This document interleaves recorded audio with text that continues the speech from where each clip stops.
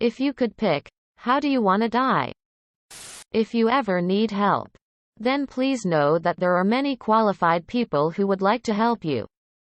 https www.iasp.info/resources/crisis_centers http www.befrienders.org/ http www.suicidepreventionlifeline.org/gethelp/lifelinechat.aspx http www.samaritans.org/how-we-can-help-you UK https www.lifeline.org.au/get-help/.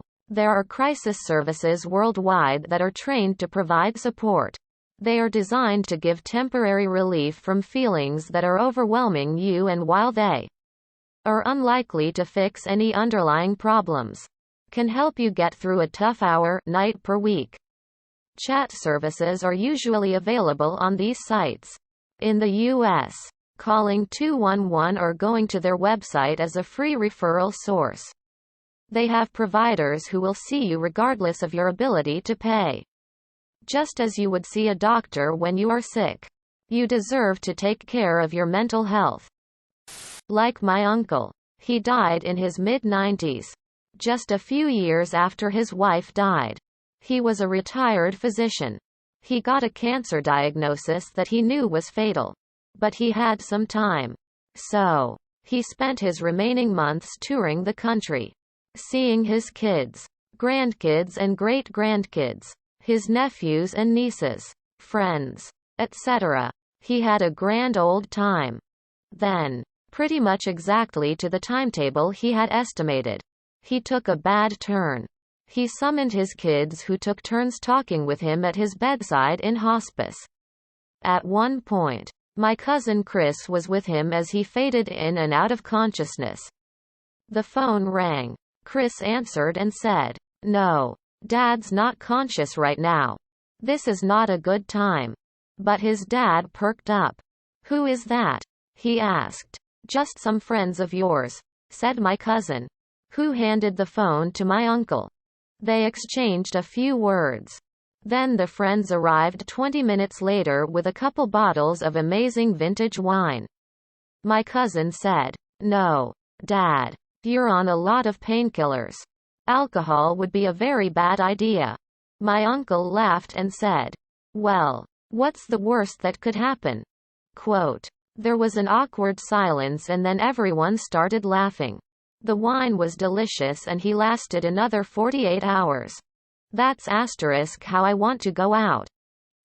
In my bed. Of natural causes. At 2,500.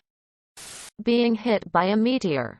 The idea of a space rock that could have traveled millions of miles through space and only to have its journey timed up perfectly with where I am at the moment would be crazy.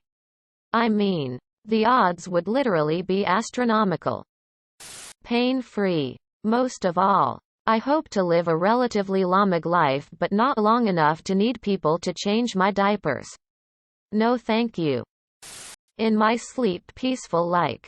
On the opposite end, definitely not from slipping in the shower on the slick floor lathered in.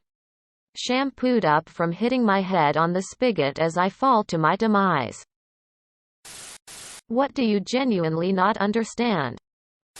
Vinyl records. I know there's grooves, but how does a needle going over those tiny grooves make such a specific sound? Like the vocals, guitars, drums, keyboards, or any other instrument? And how did people invent this so long ago?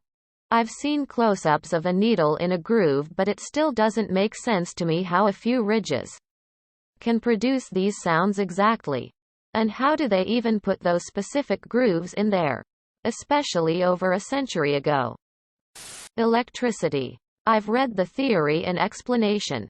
Even simplified ones, and I just still don't understand. I've done some calculations in uni for it and I had to mentally separate that it was electrical.